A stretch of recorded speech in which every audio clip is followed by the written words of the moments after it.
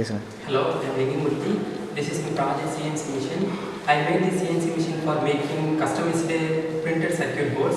Nowadays, we need the help of PCB manufacturers for making PCB boards. In that time, we send our Gerber file to the PCB manufacturers, and then they made the PCB board for us. Then the total process takes 7 to 10 days. And another one problem is they are big manufacturers, they do only mass production. We need 5 to 10 PCB boards only. To overcome this problem, I made this CNC machine. This is marker holder, which holds the marker to draw the circuits that we want to print. This is drill holder. We can mount the drill holder where we placed the marker holder. By using this drill holder, we can engrave the printed circuit board. The bit is placed in the y-axis and the marker holder is placed in the z-axis. Here this is a controller box. There we have used Arduino Mega and GRBL motor driver. 12-volt input power supply is used for our project. We can navigate the options by using rotary encoder.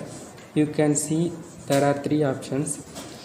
First, prepare, second, control, and third, SD card option. Initially we have to choose the prepare option to set the all axis to 0 position. To design the PCB, I have used the ECEDA platform.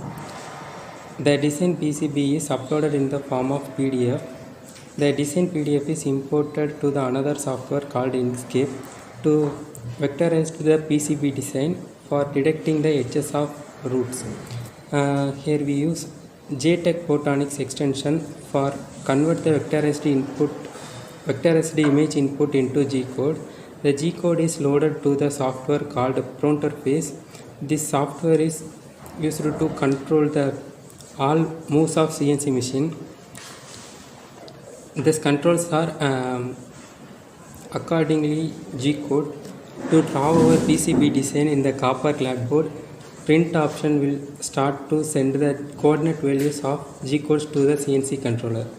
Then it starts to draw the design in the copper clapboard.